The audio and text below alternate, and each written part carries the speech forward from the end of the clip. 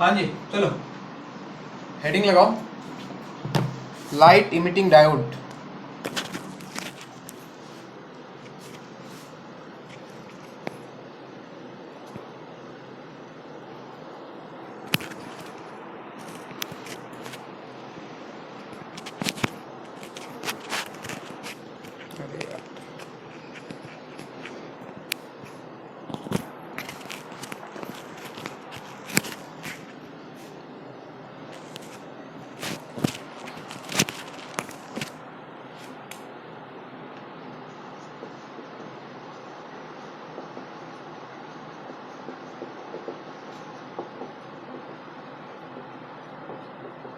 LED,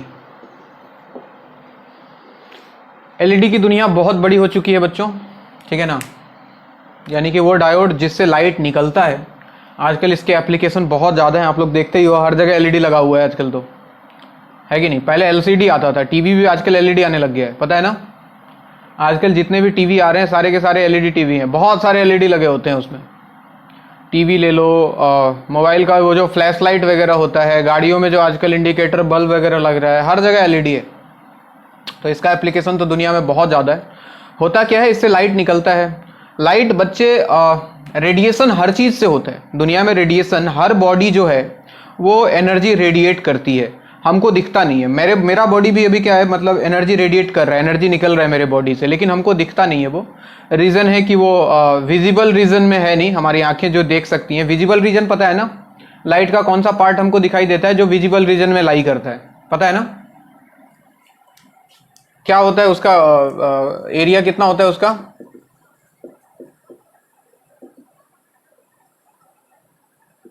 हाँ ऐसा ही कुछ होता है। 4000 एंगस्ट्रम में बात करें तो 7000 एंगस्ट्रम, थोड़ा बहुत इधर उधर हो सकता है, 4500 से 7500 ऐसा कुछ होता है। तो अगर इस रीजन में कोई भी रेडिएशन हो तो वो हमें दिखाई देता है। तो रेडिएशन हर जगह से होता है, जहां भी एनर्जी रिलीज हो रहा है वहां रेडिएशन हो रहा है। अब सेम कहानी एलईडी के साथ होता है, डायोड के साथ। डायोड बेसिकली क्या, डायोड में क्या हो रहा है, एनर्जी रिलीज हो रहा है, ठीक है ना। इलेक्ट्रॉन इधर से उधर जा रहे हैं, यहाँ से कूद के वैलेंस बैंड से कंडक्शन बैंड में जा रहा है, एनर्जी आ रहा है, टूट रहा है, रिकॉम्बिनेशन हो रहा है, तो वहां भी रेडिएशन होता है। लेकिन हर डायोड से लाइट निकले ऐसा जरूरी नहीं है। जैसे फॉर एग्जाम्पल, एक एक्सप्रेशन तुमने पढ़ा होगा, E equal to h c by lambda से एक निकल के आता था एटॉमिक स्ट्रक्चर में 12400 डिवाइड बाई लेमडा। सुना है ये वाला एक्सप्रेशन? एटॉमिक स्ट्रक्चर में पढ़ा हो, केमिस्ट्री में पढ़ा हो, या फिर फिजिक्स में पढ़ा हो, कहीं भी पढ़ा हो। तो यहाँ से लेमडा का वैल्यू, अगर वेवलेंथ हमको निकालना है तो 12400 डिवाइड बाई ई। यहाँ पे ई का वैल्यू हम लोग इलेक्ट्रॉन वोल्ट में ही रखते हैं। तो लेमडा जो निकल के आना चाहिए, यानी कि जो भी लाइट, जो भी एनर्जी रेडिएशन जो भी हो रहा है, वो अपने विजिबल रीजन में अगर लाई करेगा तो हमको दिखाई देगा। तो हमने क्या किया, ऐसा पीएन जंक्शन बना लिया, ऐसा डायोड बना लिया, कुछ भी करके, बहुत सारा चीज करके हमने कुछ ऐसा डायोड बना लिया जिसके कारण जो लेमडा निकल के आया वो विजिबल रीजन में आने लग गया।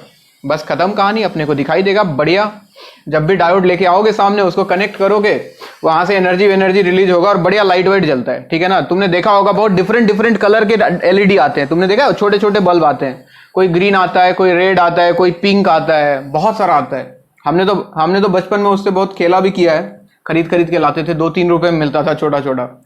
अच्छा, जैसे फॉर सिलिकॉन की अगर बात करें, सिलिकॉन का कितना था भाई, डेल्टा ईजी याद है? डेल्टा ईजी कितना हुआ करता था, मैंने लिखाया था 1.1 इलेक्ट्रॉन वोल्ट के जैसा कुछ था, याद आ रहा है? तो इसके लिए अगर हम लेमडा निकालने जाएं, 12400 को अगर डिवाइड कर दो 1.1 से, तो ये वैल्यू बच्चों अप्रोक्सीमेटली जो आता है, ये 10,000 से ज्यादा आता है, 10,880 एंगस्ट्रॉम ऐसा कुछ निकल के आता है। और ये चला जाता है इंफ्रारेड रीजन में, IR फॉर इंफ्रारेड, यानी कि ये दिखाई नहीं देगा, नॉट विजिबल। तो नॉर्मल जो सेमीकंडक्टर है अपना, सिलिकॉन वगैरह जो है, उसको अगर यूज करें तो उससे कुछ नहीं होता है। तो एक नया बनाया गया, दैट इज गैलियम, क्या नाम है इसका, गैलियम आर्सेनाइड फॉस्फाइड, नाम सुना है इसका? GALIUM, गैलियम आर्सेनाइड फॉस्फाइड, किसी ने बनाया होगा। तो इस तरह के बहुत सारे डायोड आजकल बनाए जा चुके हैं। इसके लिए अगर डेल्टा ईजी का वैल्यू देखा गया तो वो अप्रोक्सीमेटली 1.9 इलेक्ट्रॉन वोल्ट के आसपास आता था। और जब इसके लिए लेमडा निकाला गया तो 12400 डिवाइड बाई 1.9, और ये वैल्यू अप्रोक्सीमेटली 6520 या 26 निकालना कैलकुलेटर से, इतना एंगस्ट्रॉम के आसपास आएगा, जो कि विजिबल रीजन में लाई करता है, और ये बहुत बढ़िया अपने को दिखाई देगा, ये जलता हुआ दिखाई देगा। तो किसी डायोड के ऊपर क्या करते हैं, फिर वो कवर ओवर लगा देते हैं उसके ऊपर, जैसे नॉर्मल बल्ब में लगा रहता है ऊपर जो कवर ओवर लगा रहता है ग्लास का बल्ब में, वैसे ही उसमें कुछ लगा देते हैं, तो वहां से रेडिएशन निकलता है, फर्स्ट क्लास वहां से लाइट निकलता हुआ अपने को दिखाई देता है। ठीक है बात। और दूसरा इसका खास चीज जो है, इसको हम लोग फॉरवर्ड बायस में यूज करते हैं हमेशा। और तीसरा, इसमें कोई खास बात नहीं है, बस इतनी सी इसकी कहानी है। लिखना शुरू करो, चलो इसको बाद में लिखना, पहले एक लाइन लिख लो, इसमें ज्यादा लिखाऊंगा नहीं, कुछ खास है नहीं इसमें। लिखो, it is always operated in forward biased. इसका सिंबल इधर बना रहा हूं, it is always operated in forward biased.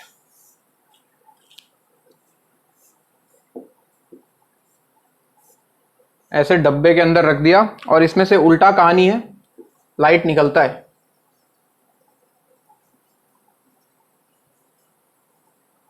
कहां चला गया, ऐसे कैसे चला गया, अपने आप चला गया। चलो बोर्ड पे जो लिखा है उतार लो पहले तो।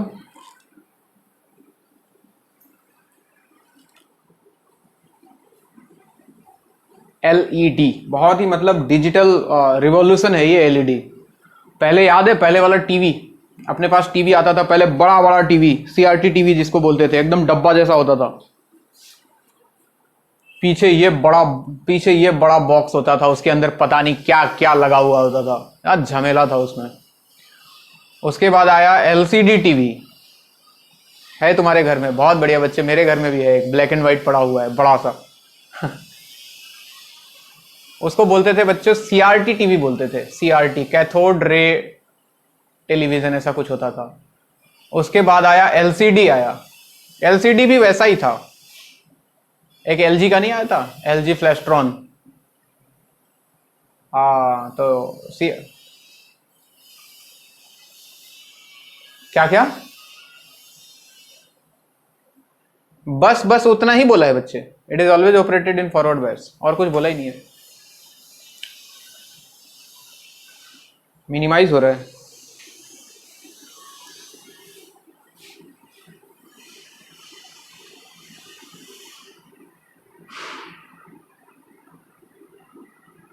ये होस्ट करता है ना ये सर।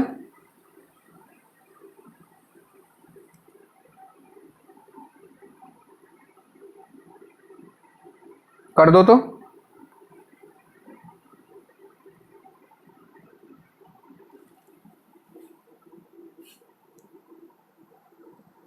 कहां पे, साइड में।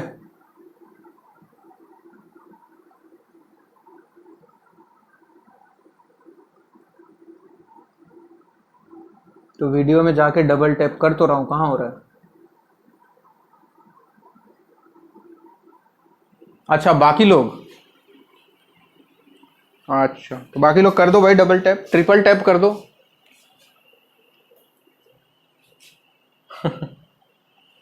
एएस होगा, एएस गैलियम आर्सेनाइड फॉस्फाइड। तो इस तरह के बहुत सारे डायोड बनाए जा चुके हैं। तो वही बता रहा था, सबसे पहले दुनिया था सीआरटी टीवी का, था बड़ा बड़ा डब्बा टीवी, उसके बाद एलसीडी का दुनिया आया, अब आ गया एलईडी का दुनिया। और एलईडी मतलब एकदम रिवॉल्यूशन मतलब एकदम पावर कंज्यूमशन बहुत कम होता है इसमें। पहले जो टीवी आता था वो बड़ा बड़ा 1000 वाट 1500 वाट, बहुत इलेक्ट्रिसिटी खाता था।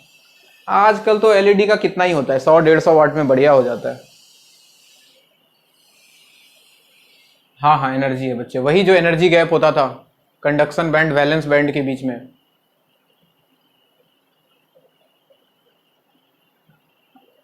तुम 12th का है कि ड्रॉपर का है? एटॉमिक स्ट्रक्चर नाम का चैप्टर पढ़ा था कभी? E equal to h nu, ये नहीं सुना है? Equal to h c by lambda, वहीं से तो वैल्यू रख के निकालते हैं बच्चे, एच और सी का वैल्यू रख के। एच प्लैंक्स कांस्टेंट होता है ना, अरे बहुत सारा है, कभी लेमडा को एंगस्ट्रम में रखना है तो कुछ और आएगा, नैनोमीटर में रखना है तो कुछ और आएगा। ये एंगस्ट्रम वाला फॉर्मूला है, एंगस्ट्रम इलेक्ट्रॉन वोल्ट वाला। हाँ हाँ। तो इंफ्रारेड बच्चे, इंफ्रारेड बहुत सारा होता है ना रीजन, इंफ्रारेड। उसके बाद कौन कौन सा तो होता है, विजिबल, उसके बाद X ray, gamma ray, ultraviolet. उसमें से विजिबल जो होता है वही अपने को दिखाई देता है, वैसे रेडिएशन तो बहुत टाइप का होता है और हर बॉडी रेडिएट करता है दुनिया में एनर्जी। रेडिएशन का वेवलेंथ जो होता है वो अलग अलग होता है, इसलिए अपने को दिखाई नहीं देता है। किसी को दिखाई देता होगा, जैसे हम लोग कभी फील किया होगा अंधेरे में बैठते हैं तब भी मच्छर आके काट लेता है, नहीं काट लेता है। तो उसके पीछे भी रीजन यही है बच्चे कि हमारे बॉडी से जो रेडिएशन निकलता है वो उसको फील होता है या फिर उसको दिखाई देता है। तो हम कहीं भी अंधेरे में बैठे वो आके वो पहुंच जाएगा जगह पे।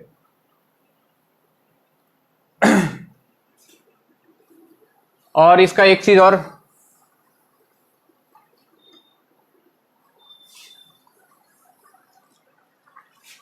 आईवी कैरेक्टरिस्टिक्स बना लो। जब भी ऐसा कुछ सवाल आए तो जैसे लिखा रहा हूं वैसे लिख देना, और आईवी ग्राफ जरूर बना देना लास्ट में। आईवी कैरेक्टरिस्टिक्स जिसको बोलते हैं, तो वो ड्रॉ करने के लिए बोल देता है, या फिर एंट्रेंस में डायरेक्ट पूछ लेगा कि आईवी कैरेक्टरिस्टिक्स एलईडी का कैसा होगा, सोलर सेल का कैसा होगा, फोटो डायोड का कैसा होगा। इस पे सवाल ऐसे ही बनते हैं बिल्कुल।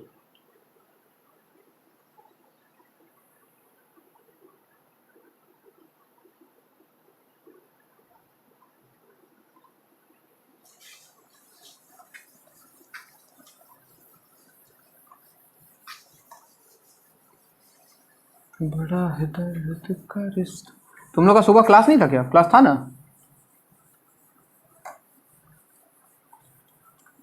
इनऑर्गेनिक केमिस्ट्री, क्या पी ब्लॉक कोऑर्डिनेशन?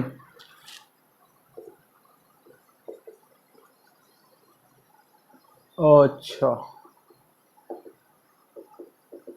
कोई नहीं, ये सब चैप्टर खत्म होगा तो हम लोग भी किसी बढ़िया चैप्टर में चढ़ेंगे, कॉन्सेप्चुअल वाले में।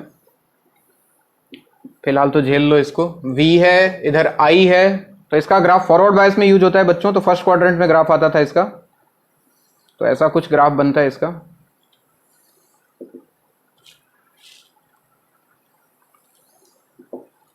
ये अलग अलग वेवलेंथ के लिए है बच्चों, ठीक है ना?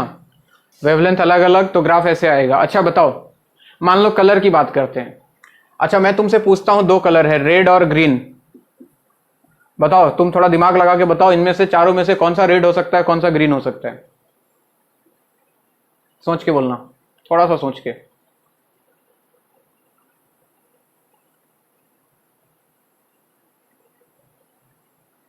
एक रिलेशन होता है बच्चे, लेमडा जो होता है वो इनवर्सली प्रोपोर्शनल होता है पोटेंशियल डिफरेंस के। सुना है क्या? नहीं सुना तो जान लो। जैसे जैसे पोटेंशियल डिफरेंस बढ़ता है या फिर पोटेंशियल जैसे जैसे बढ़ता है वेवलेंथ का वैल्यू घटता है। अब सोच के बताओ कौन सा रेड कौन सा ग्रीन?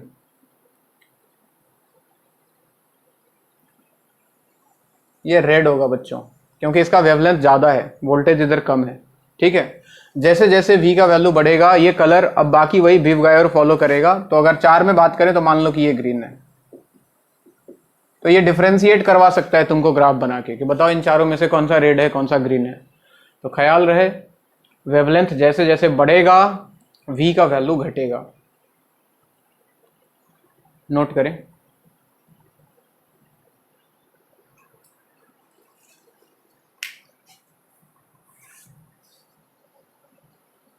सुनने में लगता है 3 ही तो सब्जेक्ट है sir, physics chemistry math, physics chemistry biology.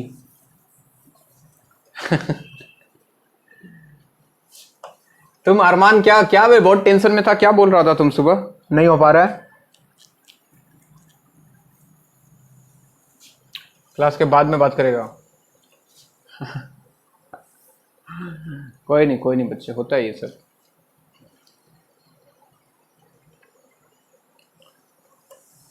चलो जी नेक्स्ट,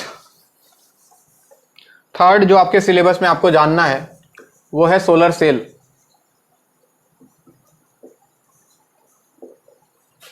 ये भी आजकल दुनिया में बहुत ज़्यादा फेमस हो रहा है। और बेसिकली ये भी कुछ नहीं बच्चों, एक डायोड ही है, सेमीकंडक्टर ही है, पीएन जंक्शन है और कुछ भी नहीं है। ठीक है, देखा होगा तुमने जितने भी स्ट्रीट लाइट्स लगे होते हैं बड़े बड़े, उसके ऊपर एक बड़ा सा ऐसे पैनल लगा होता है, देखा है?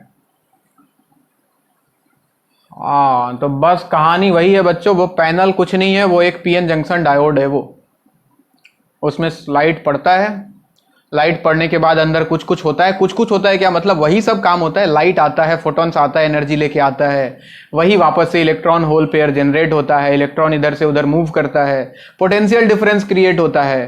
पोटेंशियल डिफरेंस इतना ज़्यादा क्रिएट हो जाता है वहाँ पे कि अगर तुम उसके अक्रॉस कोई बल्ब लगा दो तो उसको वो जला देता है। बस इतना सिंपल सा कहानी है सोलर सेल का, और कुछ भी नहीं है कहानी। तो मैं एक बार इसका डायग्राम बनाता हूँ, ठीक है? तुम भी बना लेना ऐसे ही जैसे मैं बना रहा हूँ।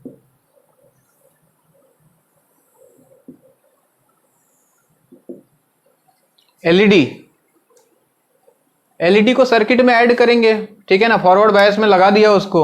अरे बहुत सिंपल है, वही पुराना कहानी, डायोड को सर्किट में लगा दिया तो क्या हुआ, इलेक्ट्रॉन होल पेयर बना, फ्लो करना शुरू किया ना? तो इलेक्ट्रॉन फ्लो किया एक तरफ से, यानी कि वैलेंस बैंड से कंडक्शन बैंड में कूद के गया, इधर उधर कंबाइन हुआ। तो कंबाइन होने के कारण क्या करेगा, एनर्जी रिलीज करेगा ना, कोई एनर्जी रिलीज करेगा, कोई एनर्जी गेन करेगा। तो उस रेडिएशन के कारण बच्चे रेडिएशन निकलता है, रेडिएशन निकलता है मतलब लाइट निकलता है। तो वहां पे हम उसके करंट की बात नहीं कर रहे हैं, हम वहां पे बात कर रहे हैं कि वो लाइट निकलता है वहां से उस एनर्जी रिलीज होने के कारण। समझे बच्चे? इसलिए हमने सर्किट की बात की ही नहीं। बात समझ आ रहा है? चलो इसका डायग्राम देखो। ये एक सोलर पैनल बना रहा हूं मैं। ऐसा कुछ होता है। उसमें क्या क्या होता है बच्चों, अगर लेयर की बात करें तो सबसे पहले एन साइड होता है, उसके नीचे पी होता है, और उसके बीच में ये जो है ये डिप्लेशन लेयर है तुम्हारा। तुम भी बनाओ डायग्राम, साथ साथ बनाओ। ये एन साइड, ये पी साइड, ये वाला जो पोर्शन है ये this is depletion layer, n और पी के बीच का। बता रहा हूं, पेशेंस रखो। हाँ, इसको बोलते हैं मेटल इलेक्ट्रोड, ठीक है? या फिर बैक कांटेक्ट बोलते हैं इसको, बैक कांटेक्ट्स। पूरा समझा रहा हूं, टेंशन मत लो। और ऊपर ऐसे इलेक्ट्रोड ऐसे लगे होते हैं त्रिशूल जैसे।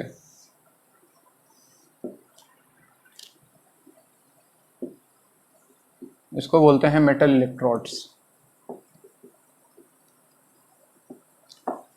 और इसमें क्या होता है खास बात, बस इतना ही होता है और कुछ नहीं है। ये जो मेटल इलेक्ट्रोड्स तुमको दिख रहा है, देखो वो पढ़ा होगा तुमने, क्या बोल रहे होते हैं उसको, इलेक्ट्रोकेमिस्ट्री पढ़ा होगा। इलेक्ट्रोकेमिस्ट्री में दो होता है ना, एक एनोड होता है, एक कैथोड होता है, याद है? वैसे ही यहां भी होता है बच्चे, एक पॉजिटिव टर्मिनल, एक निगेटिव टर्मिनल। तो ऊपर क्या करते हैं, ऐसे मेटल का इलेक्ट्रोड लगाते हैं ऊपर वाले, सबसे ऊपर वाले हिस्से में। ये मेटल का है, उसके अंदर कुछ डिफ्यूजन विफ्यूजन के प्रोसेस से ऐसे उसके अंदर लगा दिया जाता है इसको।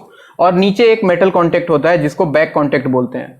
तो एक पॉजिटिव टर्मिनल का काम करता है, दूसरा निगेटिव टर्मिनल का काम करता है, जिसके क्रॉस हम लोग लोड को कनेक्ट करते हैं। ऐसे समझो, ये दोनों टर्मिनल है, एक पॉजिटिव टर्मिनल, दूसरा निगेटिव टर्मिनल, इसके क्रॉस हम लोग लोड को कनेक्ट करते हैं। या फिर जो भी बल्ब लगाना है अपना, जो भी कूलर वूलर लगाना है, इसके क्रॉस लगाते हैं। तो एक टर्मिनल ये है और दूसरा ये नीचे वाला जिसको बैक कॉन्टेक्ट बोलते हैं। होता क्या है, कुछ नहीं होता है, लाइट गिरता है। कोशिश करते हैं कि इस तरह से बनाया जाता है कि ज्यादा से ज्यादा लाइट जो हो वो इस डिप्लेशन लेयर पे गिरे।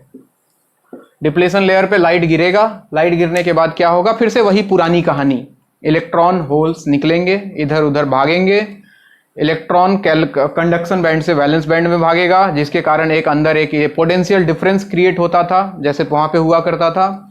उस पोटेंशियल डिफरेंस अभी इतना ज्यादा क्रिएट हो जाएगा कि अगर इसके अक्रॉस कोई लोड कनेक्ट कर दिया जाए, यानी कि अगर इसका एक और डायग्राम में बनाऊं तो कहानी कुछ ऐसा है। अगर सिंपल डायग्राम बनाऊं तो ये पी टाइप, ये एन टाइप,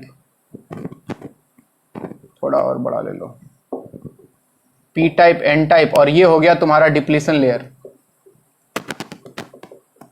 डिप्लीशन लेयर, इसके ऊपर गिरा लाइट, तो लाइट गिरने के बाद वही पुरानी कहानी, पोटेंशियल डिफरेंस क्रिएट हुआ, और अगर इसके क्रॉस में कुछ लोड लगा दूं आर, ये रेजिस्टेंस का मतलब है लोड, तो ये फटाफट इसको एनर्जी सप्लाई करेगा, यानी कि यहाँ पे कोई बैटरी लगाने की जरूरत नहीं है, यहाँ पे अपने आप पोटेंशियल डिफरेंस क्रिएट होगा, और उसके क्रॉस अगर तुमने लोड लगा दिया, इस हिसाब से बनाया जाता है, बहुत सारे मतलब डायोड्स लगाए जाते हैं, बहुत सारा डिप्लेशन लेयर होता है, यानी कि काफी लंबा चौड़ा, देखा होगा सोलर पैनल काफी बड़ा बड़ा होता है, फील किया होगा तुमने, वो इसलिए होता है, रीजन उसका वही है कि इतना ज्यादा पोटेंशियल डिफरेंस हम क्रिएट कर पाए ताकि हमको अलग से और कुछ लगाने की जरूरत ना पड़े, बस दोनों साइड को लाके कनेक्ट करो, बहुत सिंपल स्ट्रक्चर है, लाके कनेक्ट करो, तुमको अपना मस्त लाइट वाइट जलता रहेगा।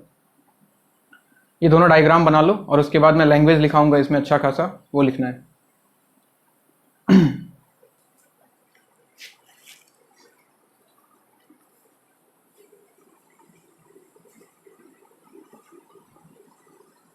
क्यों नहीं करता है? रात में नहीं जलता है लाइट?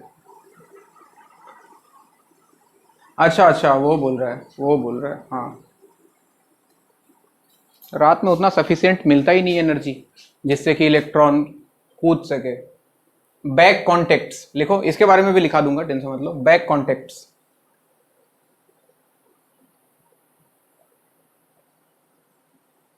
और आजकल सारी दुनिया सोलर के पीछे भाग रही है, सबको लग रहा है कि एनर्जी रिसोर्स धीरे धीरे खत्म हो जाएगा, तो काफी बढ़िया चल रहा है इसका धंधा भी आजकल। हम लोग मेटल इलेक्ट्रोड्स, हम लोग सिर्फ इसका इंट्रोडक्शन पढ़ रहे हैं, तुम लोग कॉलेज वॉलेज में जाओगे, इसके पीछे रिसर्च होता है बच्चे, बड़ा बढ़िया रिसर्च होता है इसके पीछे, और आजकल हर कॉलेज में इसको मोटिवेट किया जा रहा है। मेरा अपना ही एक दोस्त इस, हाँ,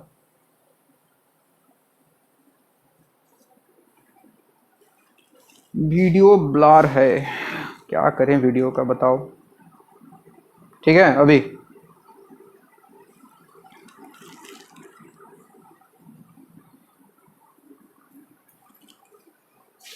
बिल्कुल बिल्कुल सब लिखा रहा हूं बच्चे, सब समझ में आ जाएगा, टेंशन मत लो। चलो लिखना शुरू करो, लिखो। It converts solar energy into electrical energy, it converts solar energy into electrical energy, it converts solar energy into electrical energy, full stop. Line change करके लिखो कंस्ट्रक्शन, सबसे पहले इसके कंस्ट्रक्शन की बात लिख लें, कंस्ट्रक्शन, और इसमें लिखना शुरू करो।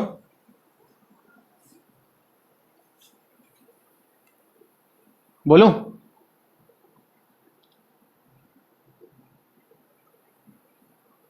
It consist of a silicon diode, it consist of a silicon diode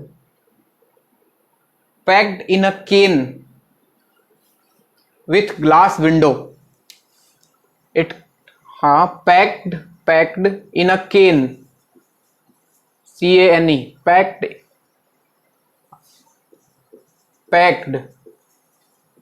in a cane with glass window on the upper layer, packed in a cane with glass window on the upper layer. तो glass इसलिए लगाया जाता है कि light pass कर सके उसको आसानी से, with a glass window on the upper layer, full stop. The upper layer is of n type, आगे लिखो, the upper layer is of n type, upper layer is of n type and is made thin, the upper layer is of n type and is made thin, पतला। इसको पतला बनाते हैं, इसलिए बनाते हैं कि जब ऊपर से भी अगर लाइट पड़े इसके ऊपर तो इसको आसानी से पास कर सके इलेक्ट्रॉन, तो कोशिश करते हैं कि एन वाला थोड़ा पतला बनाया जाए। तो फिर से बोल रहा हूं, the upper layer is of n type and is made thin, पतला। अरे ताकि लाइट जब इस पे पड़े तो यहां से जो इलेक्ट्रॉन निकले वो आसानी से इसको क्रॉस कर सके, ठीक है। हाँ एन लेयर को क्रॉस करके, वो डिप्लेशन लेयर क्रॉस करके एन से पी में जाएगा, तभी तो पोटेंशियल डिफरेंस क्रिएट होगा ना। तो इसलिए उसको कोशिश करते हैं पतला बनाया जाए। आगे लिखो क्या बोल रहा था, n type is of n type and is made thin so that the incident light may easily reach the PN junction, so that the incident light may easily reach the PN junction. Incident light may easily reach the PN junction. May easily reach the PN junction. हो गया। अब इस metal electrodes के बारे में लिखो, line change करके लिखो, लिखते जाओ उसी में। On top of the n side metal finger electrodes are prepared. Metal finger, ये फिंगर जैसा होता है इसलिए इसका नाम है metal finger electrodes are prepared. Metal finger electrodes are prepared by diffusion. Metal finger electrodes are prepared by diffusion. Metal finger electrodes are prepared by diffusion. Finger finger finger finger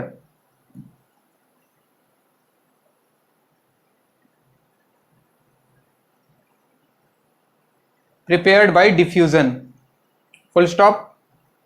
आगे लिखो, the p side has metal contacts below it. The p side has metal contacts below it, which is known as back contacts. The p side has metal contacts below it, which is known as back contacts. P side has metal contacts below it, which is known as back contacts. हो गया। ये था इसका construction बच्चे। अब line change करके लिखो इसका working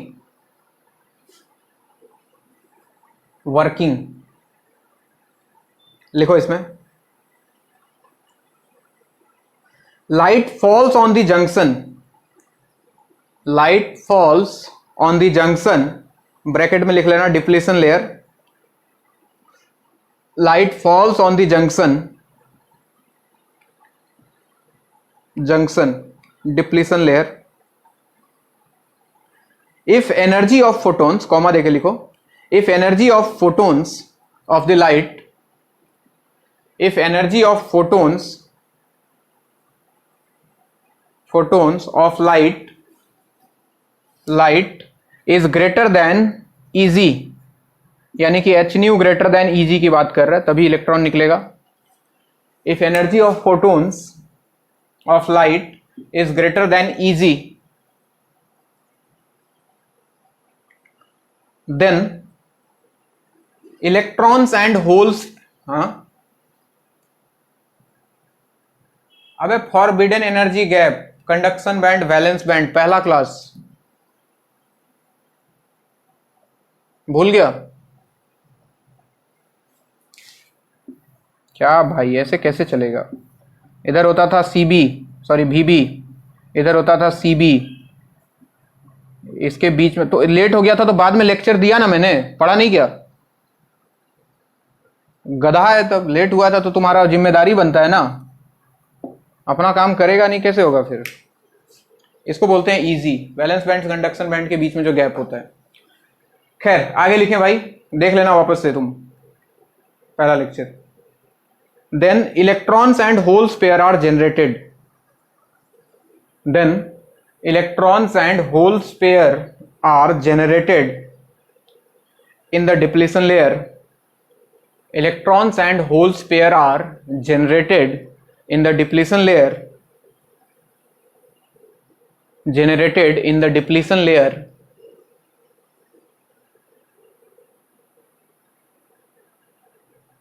and so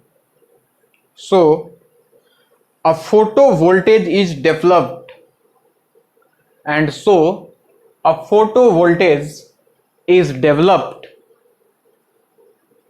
so a photovoltage is developed between top and bottom, so a photovoltage is developed between top and bottom metal electrodes, so a photovoltage is developed between top and bottom metal electrodes, between top and bottom metal electrodes. Photovoltage is developed between top and bottom metal electrodes. हो गया?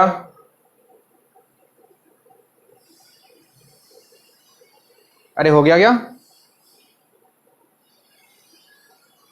Full stop.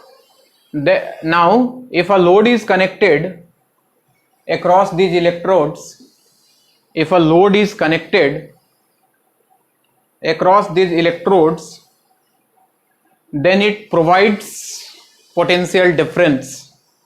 If a load is connected across these electrodes,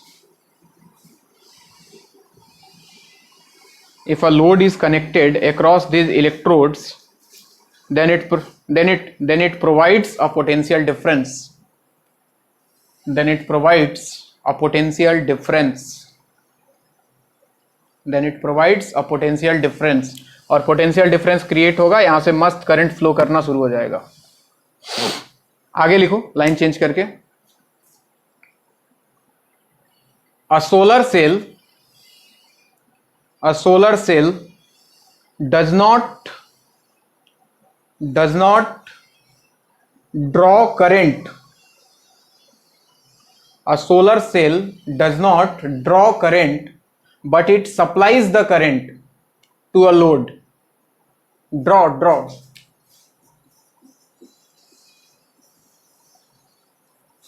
A solar cell does not draw current, but it supplies current to the external load. But it supplies current to the external load. Supplies current to the external load. किसी का छूटा तो नहीं?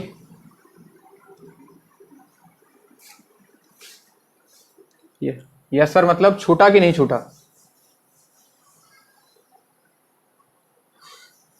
अब net चला गया था तो बच्चे थोड़ा सा स्पेस छोड़ दो, तुम वीडियो से सुन के लिखना, ठीक है? हाँ,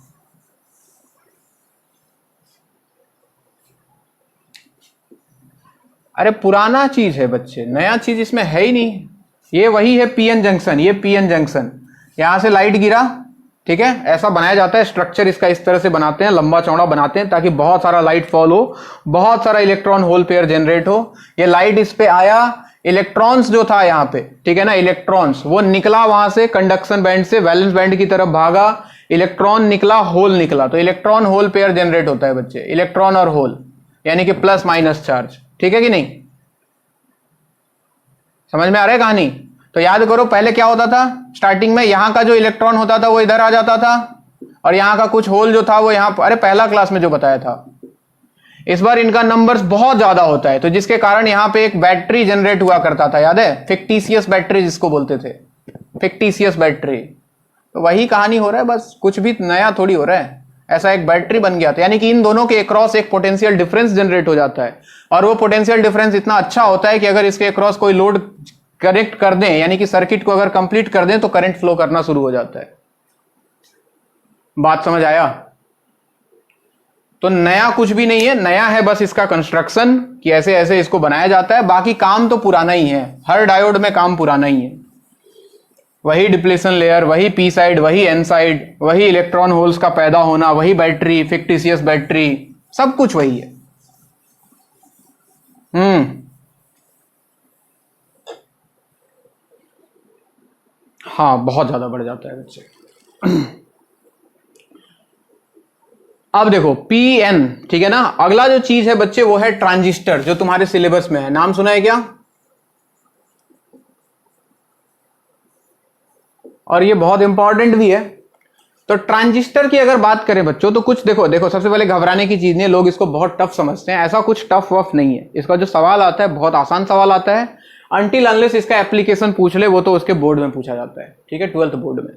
तो ट्रांजिस्टर में क्या होता है, सैंडविच जैसा है। ऐसे मान के चलो कि ये एक सैंडविच है। सैंडविच में क्या होता है, ऊपर नीचे कुछ होता है, बीच में एक तीसरा मटेरियल होता है। यही होता है ना, ऊपर नीचे ब्रेड, बीच में कुछ डाल देते हैं, अंडा वंडा या फिर जो भी डालना है डाल देते हैं। तो वैसा ही यहां पे है, दो साइड से रहेगा सेम और बीच में रहेगा एक तीसरा, और उसको मिला देंगे तो वो बन जाता है एक ट्रांजिस्टर, जिसको हम पीएनपी या फिर एनपीएन के नाम से जानते हैं। ये बेसिकली दो तरह का होता है बच्चे। यानी कि एक ऐसा मटेरियल लिया जिसमें एक साइड पी था, एक साइड एन था, सॉरी एक साइड फिर पी था और बीच में कौन था, एन था। तो इसको बोलते हैं पीएनपी ट्रांजिस्टर, ठीक है। और दूसरा एक और आता है जिसमें बोथ साइड से क्या रह जाए, एन रह जाए, और बीच में क्या आ जाए, पी आ जाए। तो this is known as PNP transistor. Transistor को शॉर्ट में ऐसे लिखूंगा मैं, ट्रांजिस्टर, और इसको बोलते हैं एनपीएन ट्रांजिस्टर। तो अब इनके बारे में पढ़ना है बच्चों हमको, ठीक है। तो नेक्स्ट हेडिंग लगाओ ट्रांजिस्टर। समझाते हैं तुमको, कुछ खास नहीं है, सिंपल है।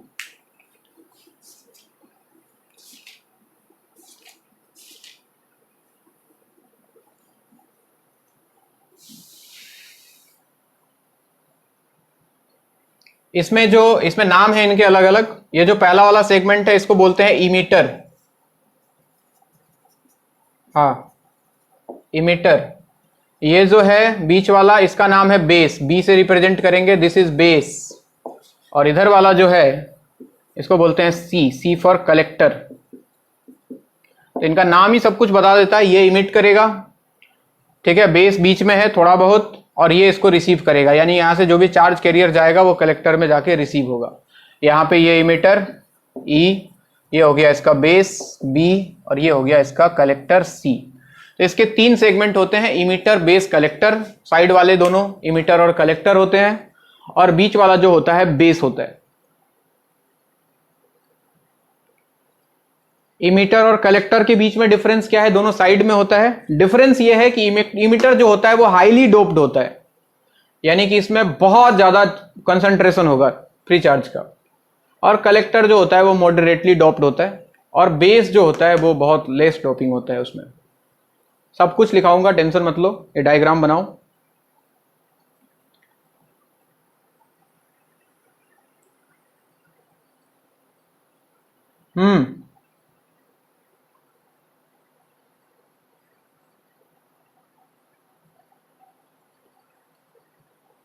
नहीं बच्चे, सर्किट्स में भी मिला के बना सकता है। जैसे डायोड वायोड हमने सर्किट में लगाया था ना, एक दो सवाल कराया था। वैसे सवाल आते हैं, बिल्कुल आते हैं। मैं कराऊंगा सवाल, रुक जाओ, लास्ट में जाके मैं कुछ सवाल कराऊंगा तुमको, प्रीवियस ईयर का सारे सवाल करा दूंगा मैं।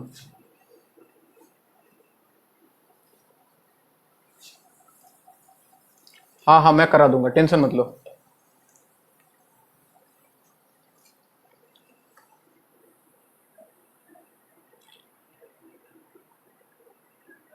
मॉडरेटली मतलब ठीक ठाक, न कम न ज्यादा।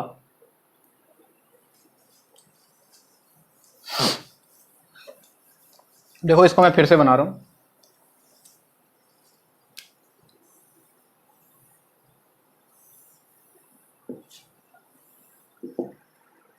P n p. यहां पे डिप्लीशन लेयर बच्चों दो होता है। कितना डिप्लीशन लेयर होता है, दो। एक ये पीएन जंक्शन का और एक ये एनपी जंक्शन का। कौन पतला होगा कौन मोटा होगा वो भी तुमको पता लग जाएगा अभी थोड़ी देर में। तो ये भी डिप्लीशन लेयर है और ये भी डिप्लीशन लेयर है। तो दो डिप्लीशन लेयर होते हैं यहां पे। ये जो होता है P side, this is highly doped. ये जो होता है कलेक्टर, ये इमिटर है, ये बेस है, ये कलेक्टर है, दिस इज मॉडरेटली डोप्ड,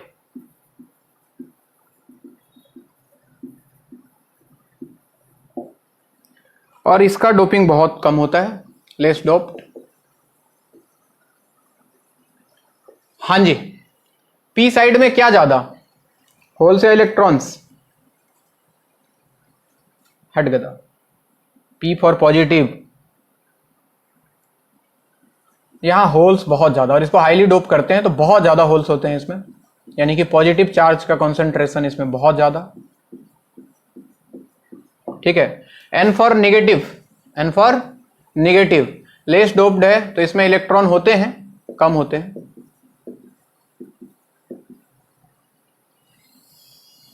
नहीं नहीं, नया बनाओ, वो तो मैंने तुमको दिखाया कि दो तरह का होता है, पीएनपी और एनपीएन, और ये लेस डोप्ड है बच्चों, लेकिन पी साइड है तो यहां भी होल्स होंगे, कम होंगे, मॉडरेटली डोप्ड है तो इसके कंपैरिजन में कम होंगे।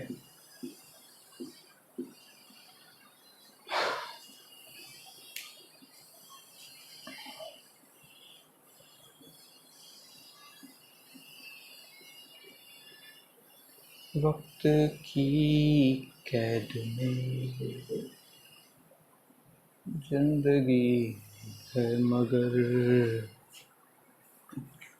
चंद घड़ियां नहीं है जो।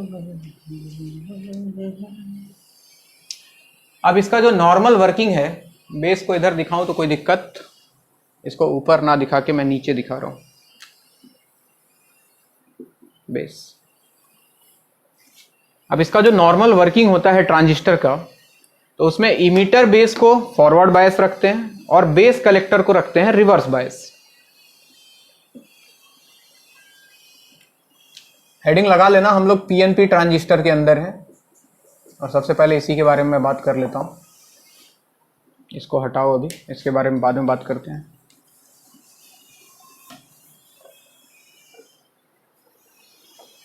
इनको खो कर मेरी जान जान।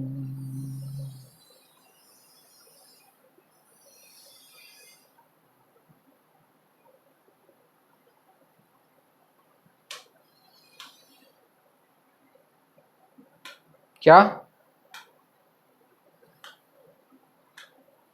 ट्रांजिस्टर का काम क्या है? ट्रांजिस्टर तो बहुत यूज होता है बच्चे, एम्पलीफिकेशन में यूज होता है, सर्किट में स्विच का काम करता है, एम्पलीफायर वगैरह जो देखते हो उसमें काम होता है, कंप्यूटर का मदरबोर्ड देखे हो उसमें कितने कितने ट्रांजिस्टर लगे होते हैं। बहुत काम है भाई इसका, आगे इसका एप्लीकेशन आएगा, मैं कुछ एप्लीकेशन पढ़ाऊंगा अभी, बहुत काम का चीज है ये तो। अच्छा, लिख लिया क्या यहां तक? क्या क्या? हाँ हाँ हाँ, पहले ये भी लगता था, आजकल अलग बात है कि सब बदल गया कहानी।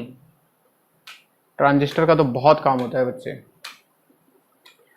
अच्छा चलो, एक चीज लिख लो, इन नॉर्मल ऑपरेशन या फिर इन नॉर्मल वर्किंग ऑपरेशन, ऐसे लिखो, एक लाइन लिखो कहीं पे साइड में, in normal working operation emitter base is in for normal working operation.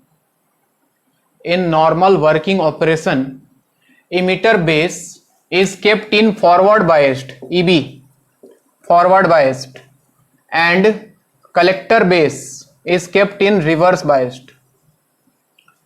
Emitter base is kept in forward biased and collector base is kept in reverse biased. Reverse biased.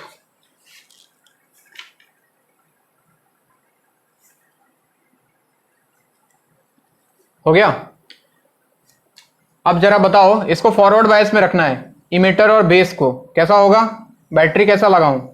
क्या ऐसे लाके P को positive के साथ, forward bias का मतलब क्या, P positive, और N को किसके साथ, ये N है तो निगेटिव के साथ, क्या ये फॉरवर्ड बायस हो गया? बोलते नहीं। और इसको रखना है बच्चों रिवर्स बायस में, रिवर्स बायस में रखना है तो पी को किसके साथ, क्या निगेटिव के साथ, और एन को रख दो पॉजिटिव के साथ। तो ये कहानी है। अगर इसका डायग्राम देखो सर्किट में, जो बच्चे इसका डायग्राम, इसके दो तीन तरह के डायग्राम यूज होंगे। हाँ, एक तो ये जो मैंने गंदा सा कहानी बना दिया, एक नॉर्मल ऐसे भी बना सकता है कि इधर P है, इधर N है, इधर P है, PNP बना रहा हूं, PNP है, तो इसको रखेगा वो, ये इमिटर है, इमिटर, ये है बेस, और ये है कलेक्टर C। तो हाँ,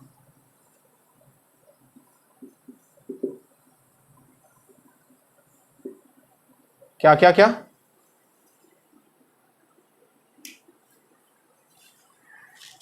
इसको और बड़ा,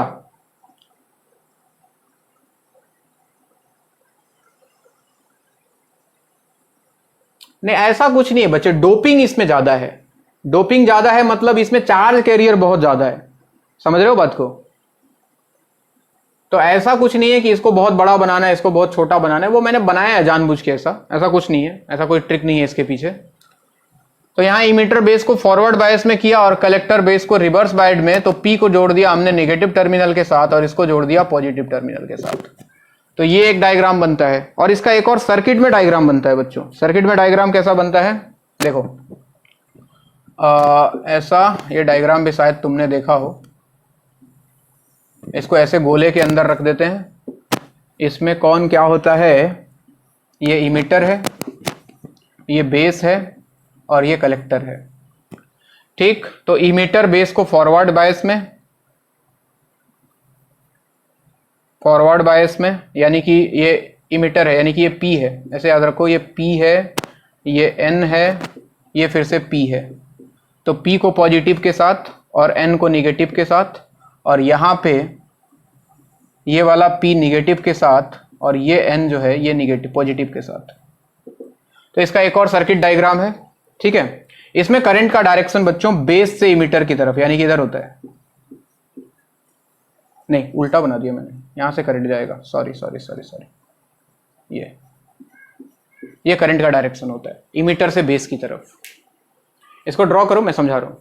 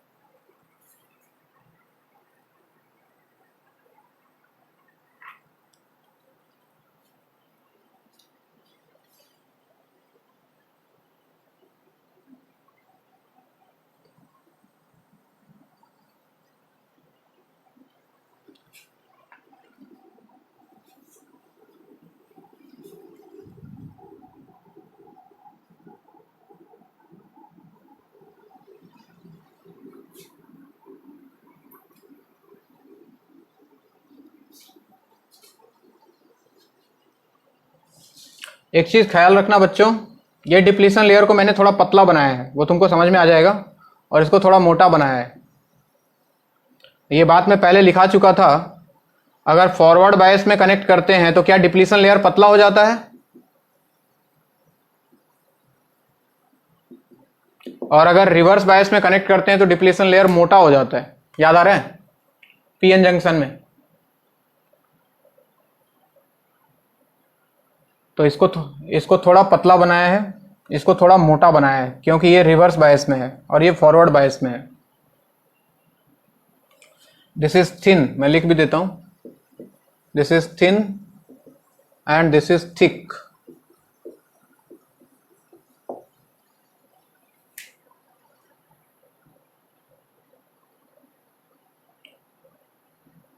लिखाऊं,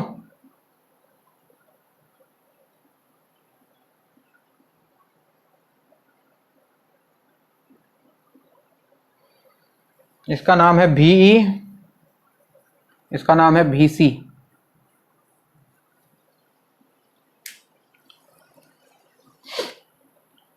चलो पहले लिख लो, उसके बाद समझा देता हूं मैं। शुरू करो लिखना।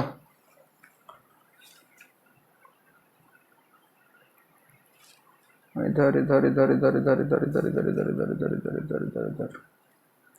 सबसे पहले लिखो इमिटर। इमिटर के बारे में लिखो पहले एक लाइन। इमिटर, इमिटर में लिखो it is one of the side section of the transistor. Emitter में लिखो it is one of the side section of the transistor. Side section, side वाला। It is one of the side section of the transistor and is heavily doped, and is heavily doped. It is one of the side section of the transistor and is heavily doped to increase the majority carriers, and is heavily doped to increase the majority carriers, heavily doped to increase the majority carriers. हाँ, it is one of the side section of the transistor and is heavily doped, and is heavily doped to increase the majority carriers, heavily doped to increase the majority carriers। हो गया?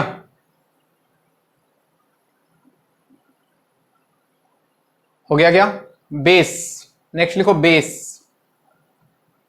इसमें लिखो it is the middle section of the transistor.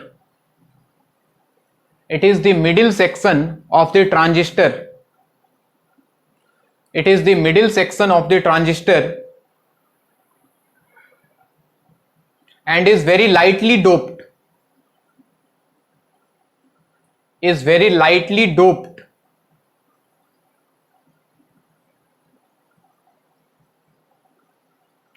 so that, नहीं, it is lightly doped, बस इतना ही बोला है। it is lightly doped and thin। इसमें लिख लो thin, इसको thin होना पड़ेगा, इसको थोड़ा पतला करना, ताकि यहां से चार्ज कैरियर पास तो करना पड़ेगा ना। And is thin so that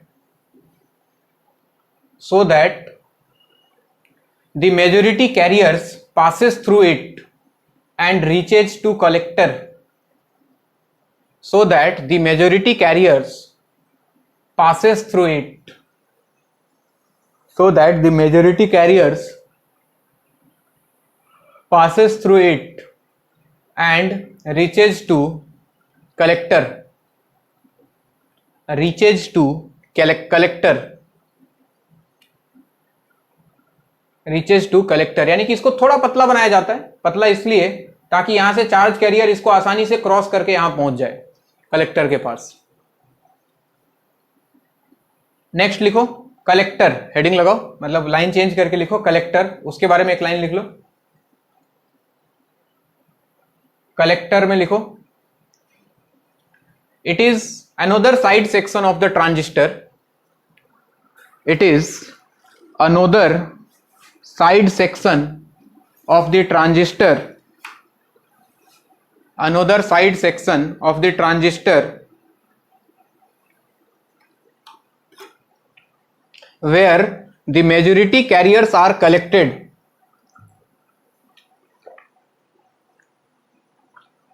it is the another side section of the transistor where the majority carriers are collected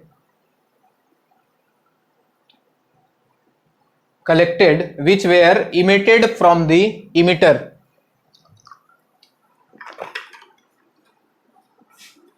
where the majority charge carriers या फिर majority carriers are collected which were emitted from the emitter यानी कि यहां से जो charge carrier गया था वो यहां पे जाके ये उसको रिसीव करता है सबको बेसिकली, इसलिए इसका नाम कलेक्टर है। और इसका नाम इमीटर इसलिए है, यहां से चार्ज कैरियर फ्लो करता है, majority carrier, which were emitted from the emitter। लिख लिए, नीचे लिखो working. Working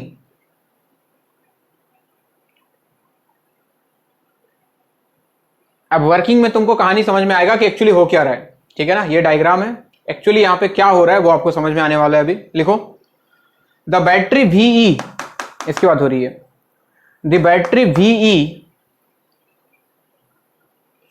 pushes the holes in the P side, bracket में इमीटर लिख लेना, the battery VE pushes the holes in the P side, bracket में emitter pushes the holes in the P side, bracket में लिख लो emitter,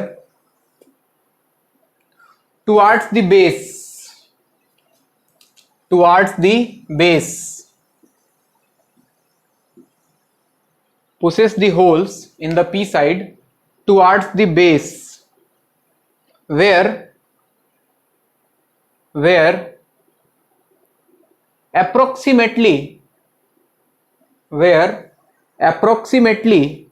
95% of the majority carriers, where approximately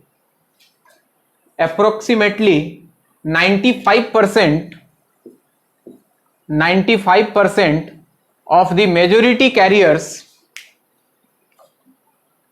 95% of the majority carriers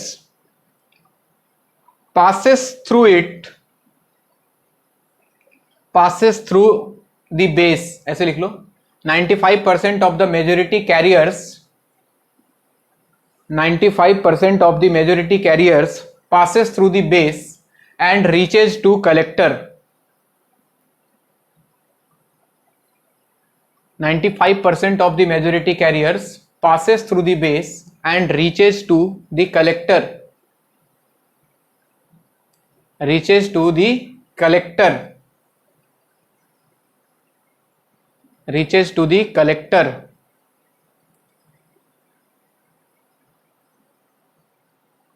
So a very small amount of base current is obtained, so a very small amount of base current is obtained, a very small amount of base current is obtained, very small amount of base current is obtained। हो गया, full stop, आगे लिखो। हुआ क्या मैं बता दे रहा हूं, यहां पे होल्स बहुत ज्यादा थे बच्चे, बहुत ज्यादा थे, हमने इसको जोड़ रखा था पॉजिटिव टर्मिनल के साथ। सुन लो एक्चुअली हो क्या रहा है, पहले बता ही देता हूं। इसको जोड़ रखा था पॉजिटिव टर्मिनल के साथ, तो पॉजिटिव, यहां भी पॉजिटिव, इसने इस पे फोर्स लगाया, धक्का मारा इसको, पॉजिटिव पॉजिटिव धक्का मारा। धक्का मारने के बाद क्या हुआ, यहां से चार्ज कैरियर फ्लो हुआ। फ्लो होने के बाद ये रीजन हम इसलिए पतला ही रखते हैं, कोशिश करते हैं ताकि ये चार्ज कैरियर इसको क्रॉस कर जाए, क्रॉस करने के बाद पहुंच जाए कलेक्टर में। तो कलेक्टर में 95% चार्ज कैरियर पहुंच जाता है, यहां तक पहुंच जाता है, 5% यहां रह जाता है। तो यहां से जो बेसिकली यहां से मिलता है आपको IE, this is IE, emitter current इसको बोलते हैं हम लोग, यहां से गया, ठीक है। तो यहां से थोड़ा सा करंट पास करता है जिसको हम लोग IB का नाम देते हैं, IB, और मैक्सिमम करंट यहां पहुंच जाता है। अब यहां पे जितना भी मेजोरिटी कैरियर्स पहुंचा यानी कि होल्स, यहां से जो इमिट हुआ वो सारा यहां पहुंचा, और यहां पे देखो ये कनेक्टेड है बैटरी के निगेटिव टर्मिनल से, तो ये निगेटिव टर्मिनल क्या करता है, इसको अट्रैक्ट करता है और वापस अपनी ओर खींचता है। तो यहां से वापस first class current, this is IC, ये फ्लो करना शुरू हो जाता है। तो ऐसे सर्किट में घूमते रहता है, यहां से गया IE, यहां से आया IB, यहां से आया IC।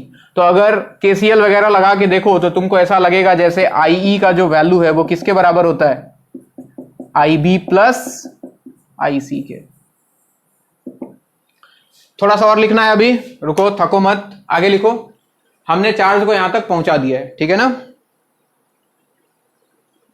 आगे लिखो, the majority carriers the majority carriers reached in the collector,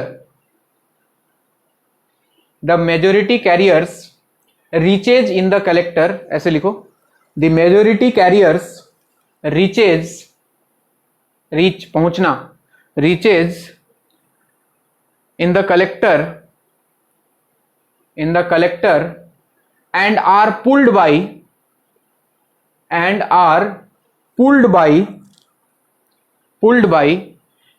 the high negative potential VC, pulled by the high negative potential VC, high negative potential VC, high negative potential VC, and so VC ये pulled by high negative potential VC, and so we get collector current IC, so we get collector current IC,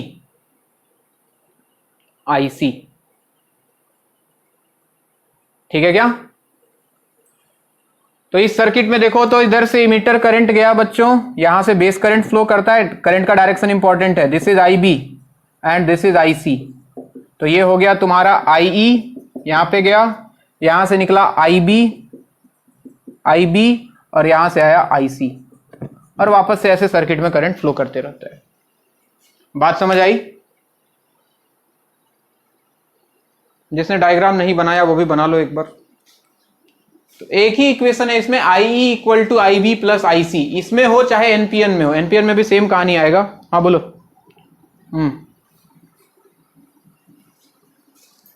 high negative potential VC and so we get collector current IC, we get collector current IC,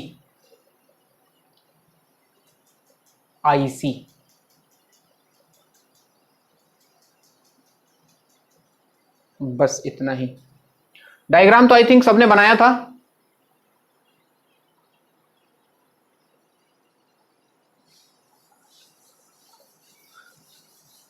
अब देखो फटाफट NPN transistor देख लो, ऐसा ही है कहानी, stories दोनों का बिल्कुल सेम है। यहां पे मेजोरिटी कैरियर्स होल्स होता है, वहां पे इलेक्ट्रॉन्स होता है, बस इतनी सी बात है।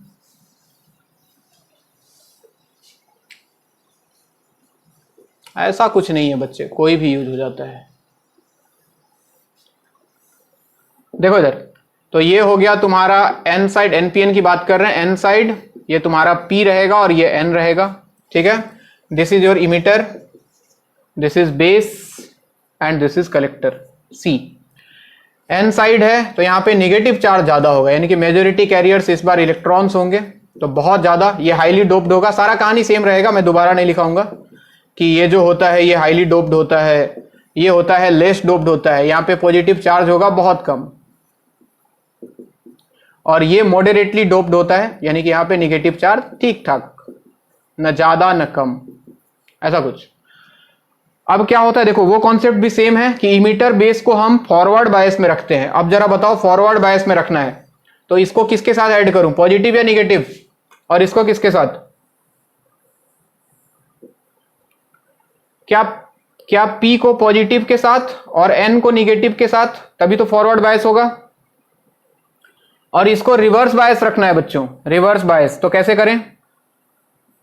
रिवर्स बायस तो क्या N को पॉजिटिव के साथ और P को नेगेटिव के साथ, तो ये कहानी आ गया।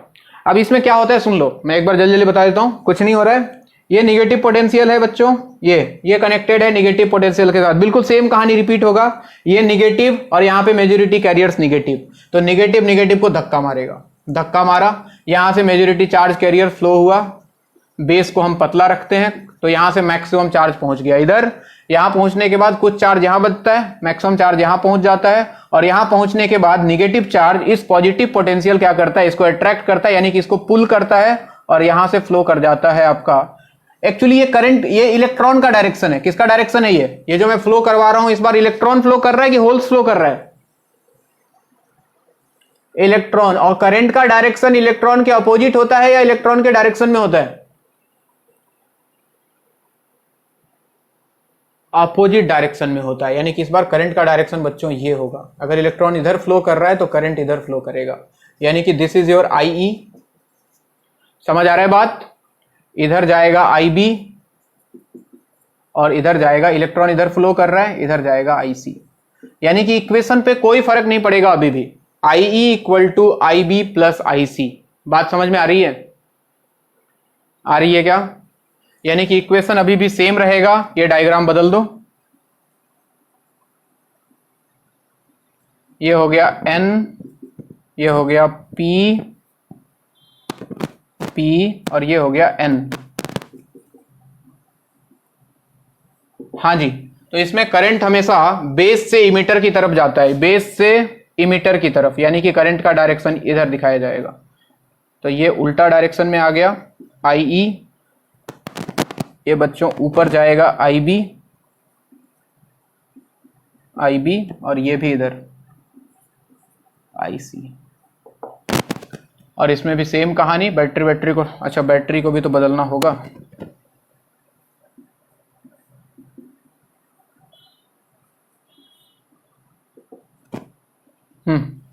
चलो वापस से ड्रॉ कर लो।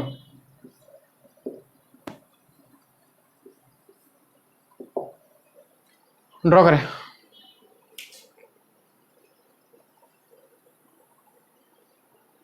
So this is the story of NPN.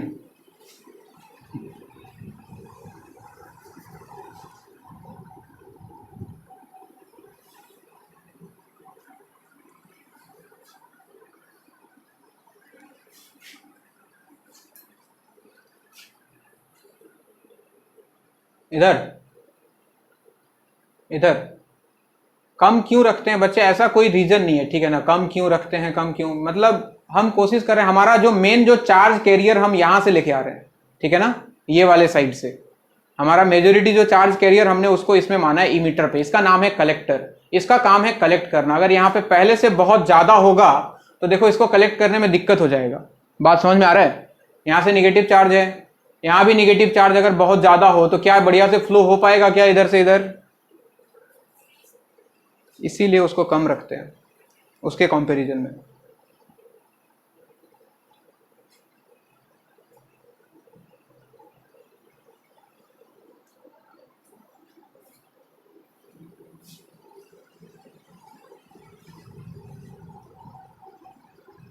तो करंट का डायरेक्शन ध्यान रहे, इंपॉर्टेंट है। बाकी इक्वेशन तो सेम ही है।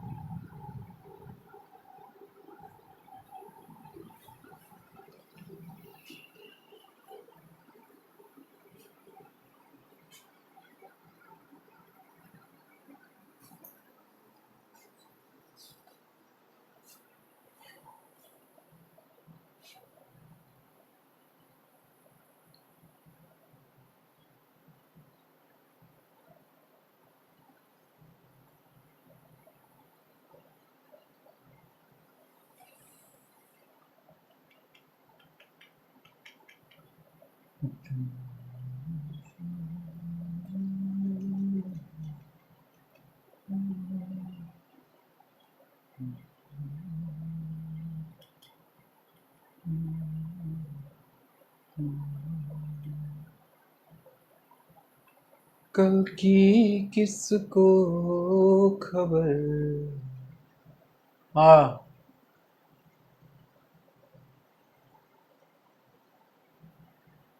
फॉरवर्ड बेस बायस में बच्चे लेयर थिन होता है, वो कहानी बहुत पहले बता चुका था मैं। उसमें रेजिस्टेंस कम होता है, वहां पे इलेक्ट्रॉन्स जो होता है, ठीक है ना, जो भी चार्ज कैरियर होता है वो आसानी से पास कर जाता है, उसको सपोर्ट करता है ना forward bias. Forward bias support करता है कि रिवर्स बायस सपोर्ट करता है? क्या बताया था? कुछ बताया था मैंने वहां पे, याद करो। तो इसी कारण से वो पतला हो जाता है बच्चे। रिवर्स बायस अपोज करता है, मतलब फ्लो को जाने नहीं देता है, फ्लो होने नहीं देता है रिवर्स बायस, इसलिए वो मोटा हो जाता है लेयर। फॉरवर्ड बायस क्या करता है, फ्लो को सपोर्ट करता है, इसलिए वो पतला हो जाता है। बताया था ये सब बात मैंने।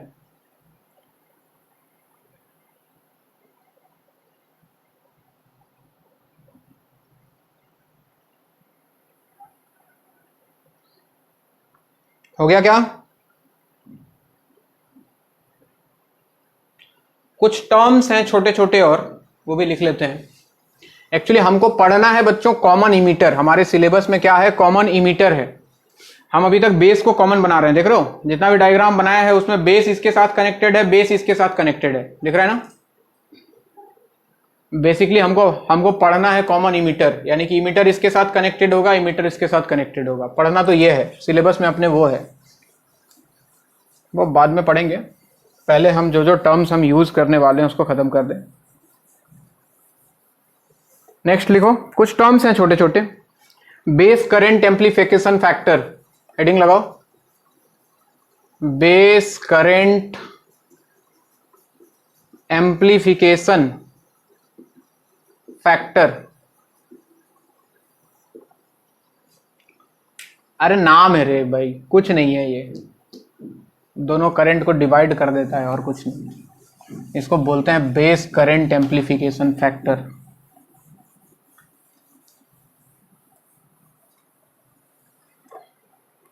हाँ जी लिखो, it is defined as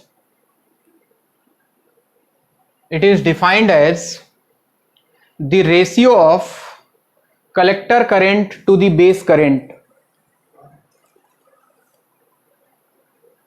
It is defined as the ratio of collector current to the base current. Defined as the ratio of collector current to the base current,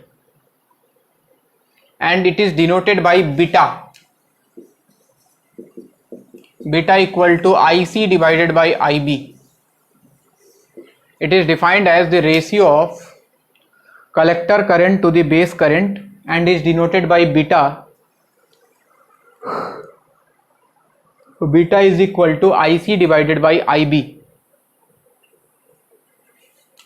हम जानते हैं कि IB का वैल्यू छोटा होता है बच्चे, IB is less than IC। अगर ये छोटा है ये बड़ा है तो बीटा का वैल्यू हमेशा ग्रेटर देन 1 मिलता है अपने को। It is denoted by beta and beta is greater than 1।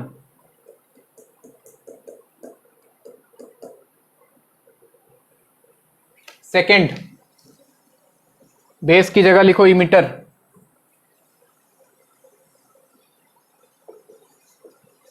Emitter current amplification factor.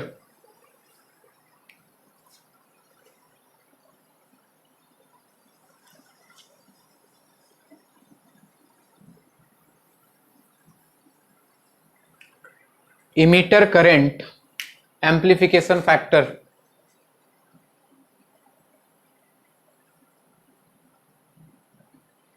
बोलो,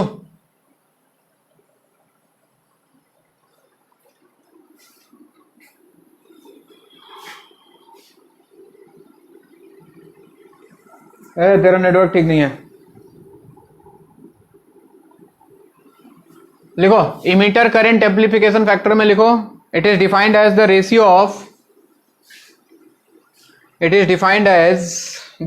of collector current to emitter current. Collector current to emitter current. It is defined as the ratio of collector current to emitter current and it is denoted by alpha. Alpha equal to IC divided by IE. IC divided by IE. Ratio of collector current to emitter current.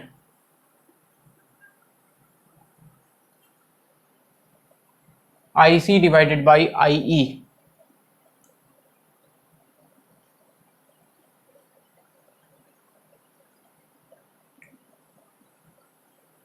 हाँ जी, हम जानते हैं कि IC का value emitter current से थोड़ा छोटा होता है क्योंकि सारा चार्ज कैरियर उसके पास पहुंचता नहीं है। तो ये छोटा ये बड़ा, तो अल्फा का वैल्यू ये छोटा डिवाइड बाय बड़ा करोगे तो इसका वैल्यू हमेशा लेस देन 1 मिलेगा। पहली बात तो ये। उसके बाद इन दोनों में रिलेशन बच्चों, relation between alpha and beta, relation between alpha and beta. हम जानते हैं, हमें एक रिलेशन मिल गया केसीएल से कि आई इक्वल टू होता है आई बी प्लस आई सी, होता है ना।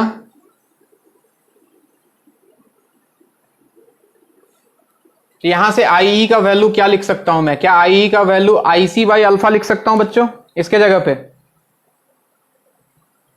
आई सी बाई अल्फा। और इसके पहले वाले रिलेशन से आई बी कितना लिख सकता हूं, आई सी बाई बीटा। हाँ वही वही कर रहा हूं बच्चे, वही कर रहा हूं। आई को लिखा आईसी के टर्म में, आई बी को लिखा आईसी के टर्म में, और ये आईसी है ही, आईसी ने आईसी को मार दिया। 1 by alpha equal to 1 by beta plus 1। यहां से 1 बाई अल्फा इक्वल टू आ जाएगा कितना, beta plus 1 divided by beta, यानी कि अल्फा का वैल्यू मिलेगा, उल्टा कर दो अगर तो beta divide by beta plus 1। और चाहो तो बीटा निकाल सकते हो तुम, यहां से अगर बीटा निकालना चाहो तो आपको मिलेगा 1 by beta equal to 1 by alpha minus 1, यानी कि 1 by beta equal to 1 minus alpha divide by alpha. So beta will be alpha divided by 1 minus alpha. तो अल्फा को बीटा के टर्म में लिख सकते हो, बीटा को अल्फा के टर्म में लिख सकते हो। नोट करो।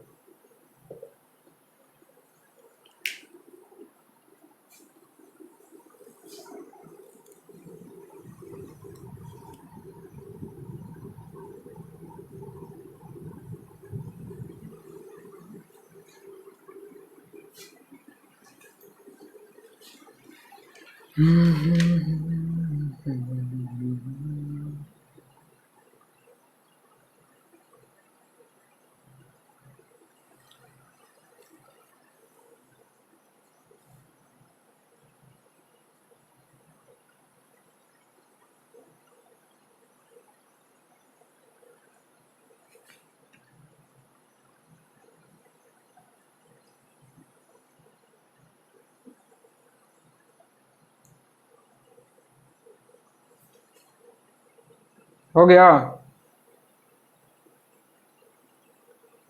नेक्स्ट हेडिंग लगाओ, कॉमन इमीटर कॉन्फ़िगरेशन।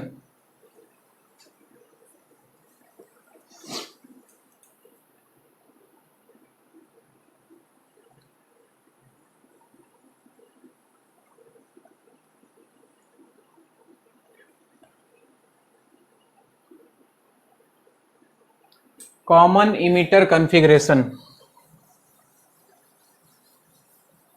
इसका डायग्राम और इसका इनपुट आउटपुट कैरेक्टरिस्टिक्स, दो चीज।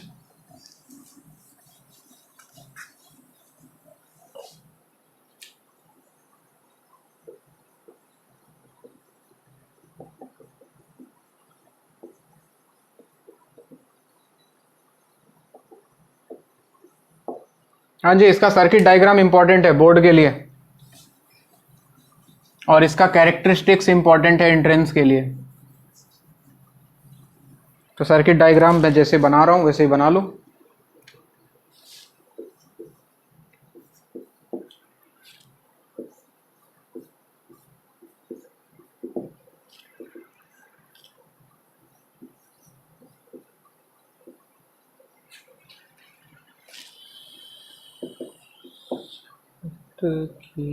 इसके बाद ट्रांजिस्टर,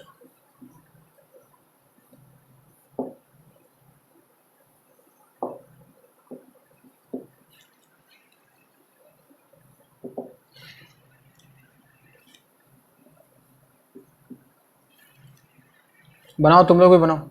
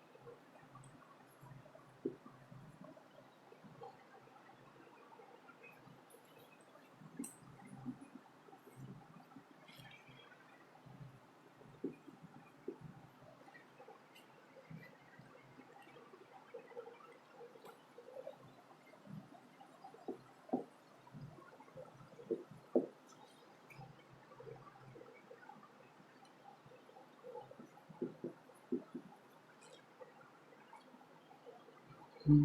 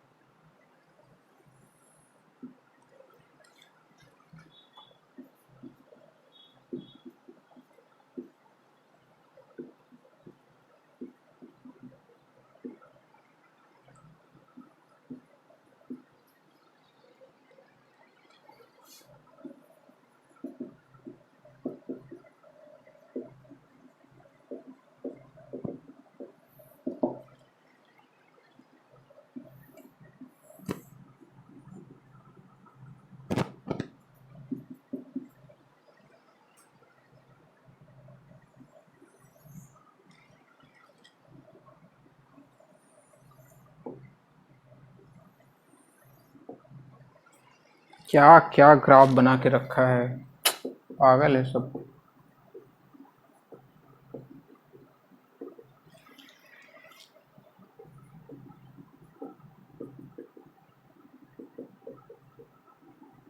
बनाओ सर्किट डायग्राम, बनाओ इनपुट कैरेक्टरिस्टिक्स आउटपुट कैरेक्टरिस्टिक्स।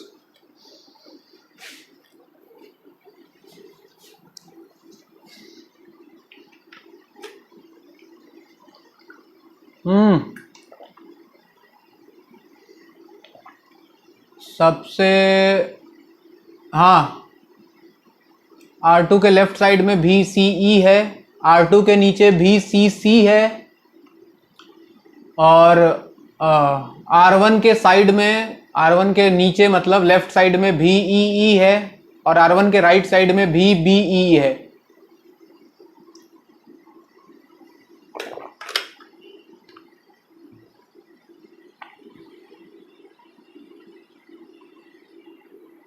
हाँ 4 6 8 वो ऐसे ही बस अपनी मर्जी से ले लिया है मैंने।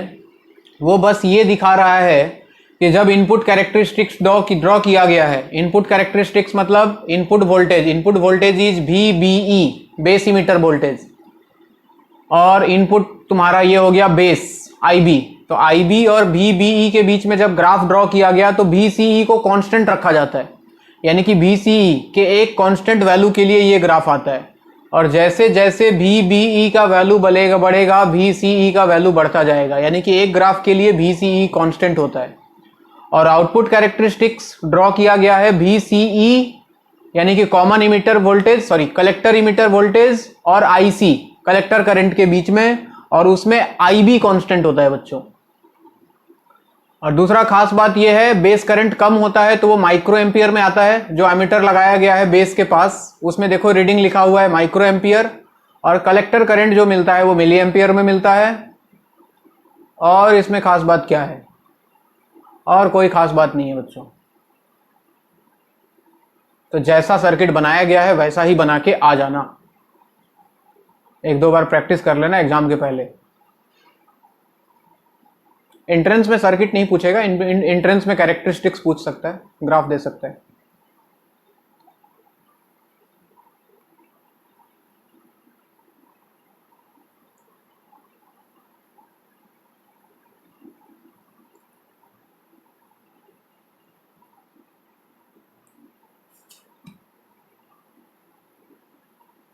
वो अपनी मर्जी से लिया है मैंने अपनी मर्जी से लिया है बच्चे। वो ये बता रहा है कि उस लाइन के लिए, वो जो कर्व दिख रहा है ना पहला वाला, उस पूरे कर्व में VCE का वैल्यू कांस्टेंट है।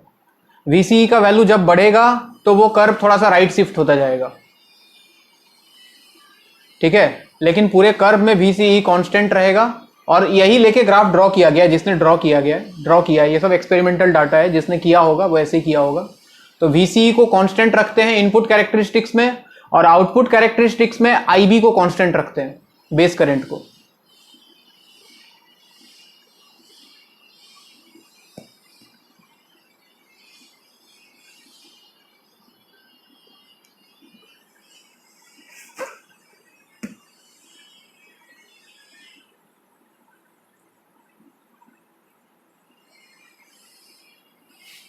VCE, हाँ बच्चे वो VCE के डिफरेंट डिफरेंट वैल्यू के लिए ग्राफ ड्रॉ किया गया है। एक बार जब VCE का वैल्यू 4 वोल्ट लिया तो ग्राफ पहला वाला कर्व मिला, जब VCE का वैल्यू बढ़ा दिया 6 वोल्ट तो दूसरा वाला कर्व मिला, जब VCE को 8 वोल्ट कर दिया तो तीसरा कर्व मिला। यानी कि ये सिर्फ ये इंडिकेट कर रहा है कि जैसे जैसे VCE का मतलब कलेक्टर इमीटर वोल्टेज, उनके बीच का जो वोल्टेज है वो जैसे जैसे बढ़ेगा ग्राफ राइट की तरफ शिफ्ट होगा। बात समझ आ रहा है? और सेम कहानी आउटपुट कैरेक्टरिस्टिक्स ड्रॉ किया गया है VCE और IC के बीच में, जिसमें IB को कांस्टेंट रखा गया है, बेस करंट को। बेस करंट का वैल्यू जैसे जैसे बढ़ेगा ग्राफ ऊपर की तरफ शिफ्ट हो रहा है। ठीक है,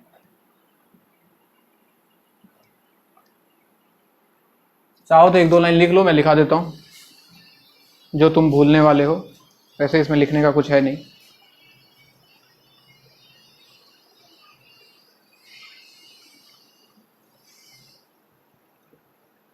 क्या लिखाऊं, ये लाइन लिखा देता हूं, लिखो पहले।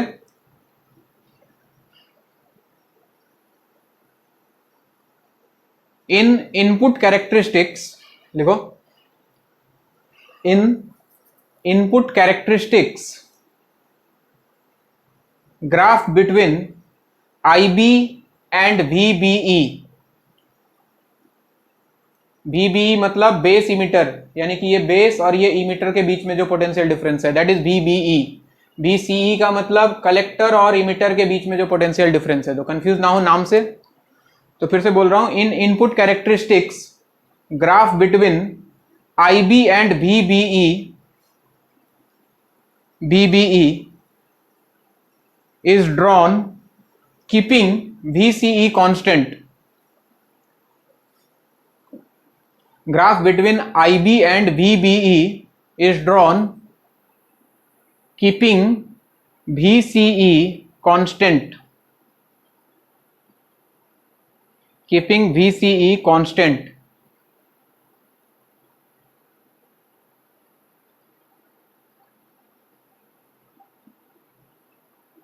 Graph between IB and VBE is drawn keeping VCE constant. Line change करके लिख लो, while in output characteristics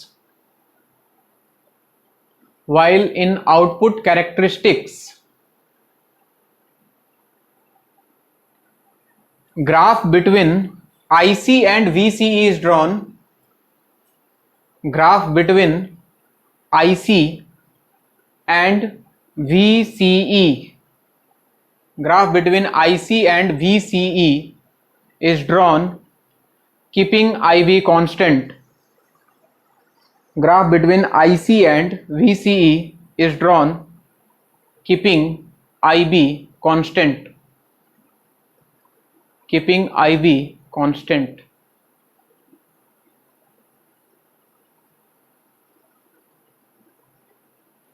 ठीक है, तो कभी कोई पूछे कॉमन इमीटर सर्किट कैसा होता है, तो ये है भाई कॉमन इमीटर का सर्किट और ये है इसका इनपुट, ये है इसका आउटपुट कैरेक्टरिस्टिक्स। तो जैसे पढ़ाया वैसे याद रख लेना।